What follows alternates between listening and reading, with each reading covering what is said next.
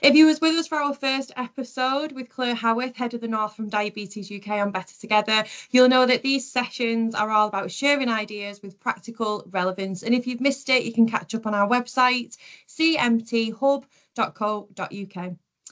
I'm Carla Romaitis. I'm the workforce lead, also known as the Director of Joy from the Cheshire and Merseyside Training Hub, where we focus on attracting, growing and retaining the primary care workforce across one of the largest ICBs in England. Whether you've joined us before or this is your first 10 talk, it's great to have you with us. I'm really pleased and excited to introduce our speaker today, who is Wendy Burton.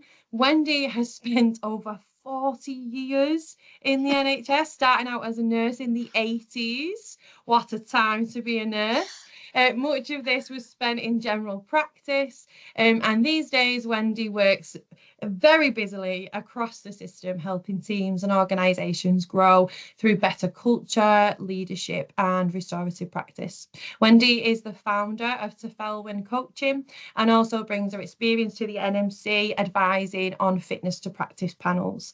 Today's session, Primary Care with Heart, will explore compassionate leadership, what it really means in practice, how it shapes staff and patient experiences, but how it contributes to safer and better care.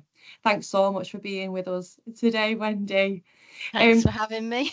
No problem. So let's jump in. So can you describe what compassionate leadership is? Okay, that's a good place to start, isn't it? So everyone thinks there's a lot of, what is this theory about compassionate leadership? And it sounds like it's something really hard and intangible, but actually it's just a way of being and how you behave as a human being every day in your clinical practice, in your administration roles and anything that's around your professional life. So it's a way of being. It's having a set of moral values or a moral compass, if you like, with boundaries that make you want to do the right thing and then sticking to that boundary, even at times where life is really tough, when you're really tired, when you're really busy, when you've got that challenging situation at work. That's when it matters even more. And it's about bringing your whole self to work. So whatever your values are and your beliefs, your mindsets, bringing them to the values of your workplace and making sure that they align and that you're given space to practice them every single day. It's got to start with you. You've got to have some self-compassion, especially in clinical practice these days. We know, don't we, how tough it is in general practice. We know what reception staff are going through, doctors, nurses, all the assistants and allied health professionals. It's really tough out there. And so it's got to start with you. So you have to be able to feel that you're filling your cup up. If your plug is out on your bath and the water's running from the tap and it's overflowing, then you're never able to fill anyone else's cup up. You're never able to fill their bath up. So it's got to start with you and your boundaries. And then from there, you can give that compassion to other colleagues that you work with. There's a couple of really great people I've written down that if you are interested in this, then you can go and read them. And one of them is called Amy Edmondson. Is that when there's hierarchies in practice, we reduce psychological safety, which is the cornerstone of compassionate practice.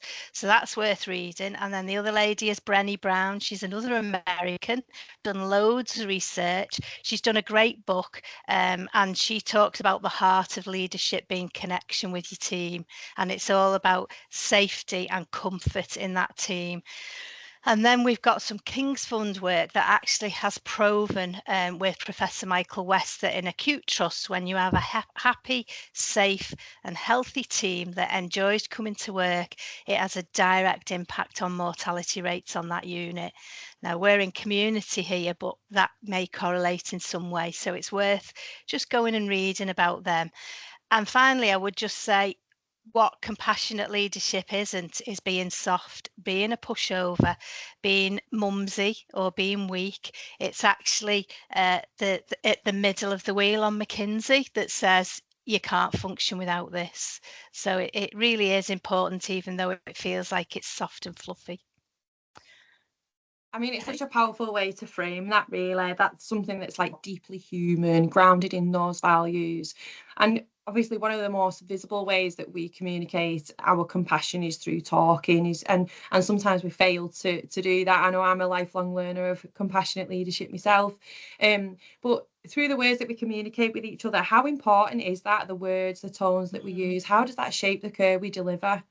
Wow, honestly, words are everything. Words are so important. We can't underestimate when we're looking at our culture and resetting our behaviours and thinking about, am I compassionate to myself, to my colleagues, to my teams, to people that come into practice for care?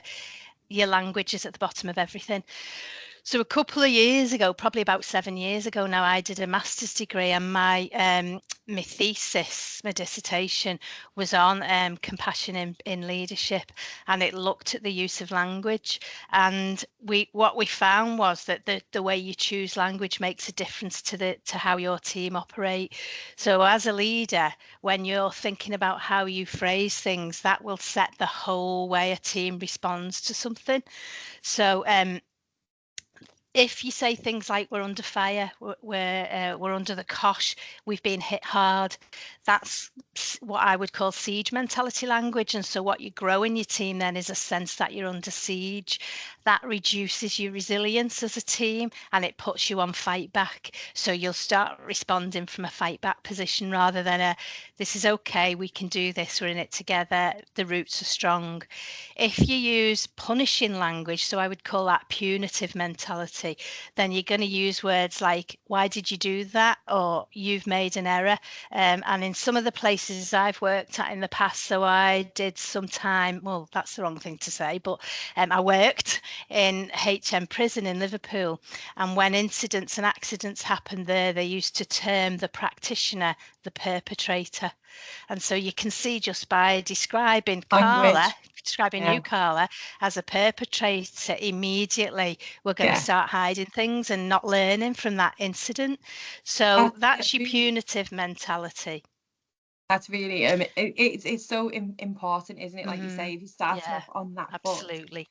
What do you think in terms of the reality though of primary care feeling so stretched and burnt out right now? What's something that they could do to support their team without adding more pressure?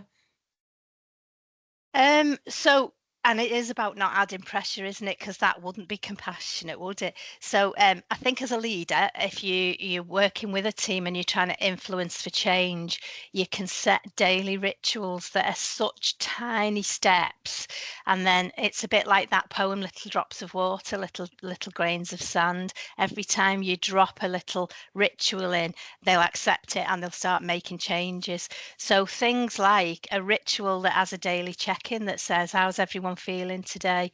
Or who's had a bad night with the baby? Or, how's things at home with your mum? Things like that, little daily rituals that you really mean and you do it with integrity, because people know when you've not got integrity.